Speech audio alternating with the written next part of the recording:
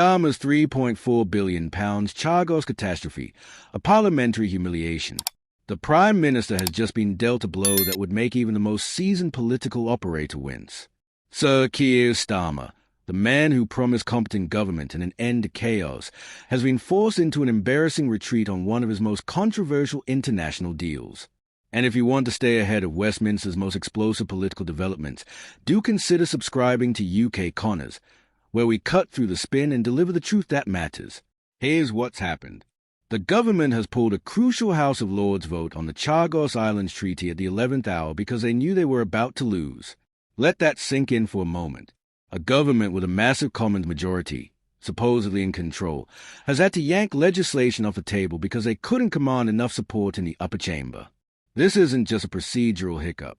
This is a full-blown parliamentary humiliation, and it speaks volumes about the state of Starmer's leadership and the quality of this deal. The numbers tell a damning story.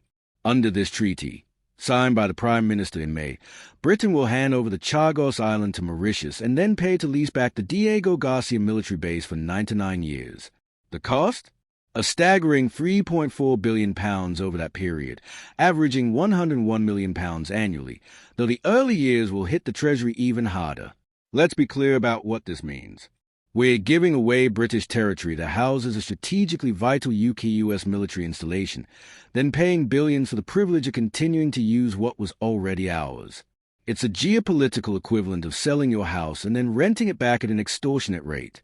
One might call it creative governance. Others might use rather less charitable language. The government thought they had this sewn up. Last month, MPs dutifully trooped through the division lobbies and passed the bill by 320 votes to 171. Job done, or so they believed. But the Lords proved rather less compliant. A Conservative peer tabled an amendment that would have required ministers to actually consult the Chagos Islanders themselves about this deal. Revolutionary concept that consulting the people whose lives and homeland are being bartered away in an international agreement. The Liberal Democrats signaled they would vote against the government as well, and suddenly ministers were staring down the barrel of defeat. So what did they do? They ran away. The Diego Garcia military base in British Indian Ocean Territory bill has been delayed, giving the government more time to twist arms and find a way through. It's hardly the image of strong, decisive leadership that was promised. But the problems run deeper than parliamentary arithmetic. 3 Shagoshians, Bert Rice-Pomp, Mislay Mandarin, and Michel Mandarin, are mounting a legal challenge in the High Court against the Foreign Office over this very issue. They are arguing that the government made unlawful decisions by failing to adequately consult the Shagoshian people about their right to live on the archipelago, their interest in resettlement, and their very identity as an ethnic people. Their barrister, Philip Rule Casey, didn't mince words, accusing the Foreign Office of showing reckless disregard for Shagoshian interests. The claimants want the government's decisions quashed. They are seeking recognition of their right to self-determination, a principle that Britain has championed around the world but apparently finds inconvenient when it applies to people under its own jurisdiction. The Foreign Office, naturally, is fighting back. Their position, articulated by Kieran Beale Casey, is that the Chagos Islands were never part of the UK proper, and that removing people from Diego Garcia in 1971 was necessary for security purposes. The government has expressed regret for how Shagoshians were removed, how very generous, but in 2016 decided it would not support any resettlement program. So there we have it. Britain removed these people from their homeland, scattered them across the Indian Ocean, expressed polite regret decades later, and is now doing a deal over their heads without proper consultation. And when they have the audacity to challenge this in court, the government claims it's a collateral attack on an international agreement. The brass neck is rather breathtaking. This entire saga exposes something rotten at the heart of how this government operates. Starmer came to power promising to restore integrity and competence to British governance. He was going to be different, more serious, more capable than his predecessors. Yet here we are, watching his administration rush through a treaty that surrenders British territory, costs billions, and tramples over the rights of the very people most affected, all whilst hoping nobody would notice or care enough to stop them. The fact that they've now been forced to delay the vote suggests they catastrophically misjudged the mood, both in Parliament and among those with a conscience about how the Shagoshians have been treated. The strategic implications are troubling as well. Diego Garcia isn't just any military base. It's a critical asset for UK and US operations in the Indian Ocean region, used for everything from maritime security to power projection. Handing sovereignty to Mauritius introduces a new layer of geopolitical complexity and potential vulnerability. What happens if Mauritius decides in 20 or 50 years that it wants to renegotiate terms or bring in other powers? What if Chinese influence in the region continues to grow and Mauritius finds itself pulled into Beijing's orbit?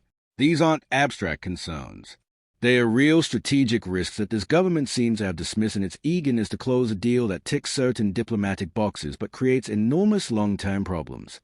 The delay in the Lords' vote is officially about giving ministers more time to build support for the legislation. In reality, it's about damage control and finding a way to neutralize the opposition without making too many concessions that might upset Mauritius or undermine the treaty itself. It's a political tightrope walk, and given the government's handling of this matter so far, one shouldn't be overly confident about their ability to stick the landing. The amendment requiring consultation with Shagoshians is precisely the sort of reasonable, principled measure that puts ministers in an impossible position. Vote it down, and they look callous and dismissive of indigenous rights. Accept it, and they potentially unravel the entire agreement with Mauritius. What we're witnessing is a masterclass in how not to conduct foreign policy and treaty negotiations. Grand strategic decisions should never be rushed through Parliament like routine legislation. They require proper scrutiny, genuine consultation, and a clear-eyed assessment of long-term consequences. This government has provided none of that. Instead, we've had a backroom deal, minimal transparency, and now a humiliating parliamentary retreat when faced with even modest opposition. It's the sort of arrogance and incompetence that governments eventually pay a heavy price for, though that price is typically extracted at the ballot box rather than in the division lobbies. Starmer's political capital is being spent faster than the Treasury will spend on this Chagos deal, and that's saying something. Every retreat, every U-turn, every forced delay chips away at the authority and credibility that any prime minister needs to govern effectively. This won't be the last controversial decision his government faces, and if they continue handling opposition this poorly, Parliament will become an increasingly hostile environment. The longer this Chagos saga drags on, the more damage it does, not just to the government's reputation, but to Britain's standing as a nation that respects the rule of law and the rights of people under its protection. The vote will come eventually.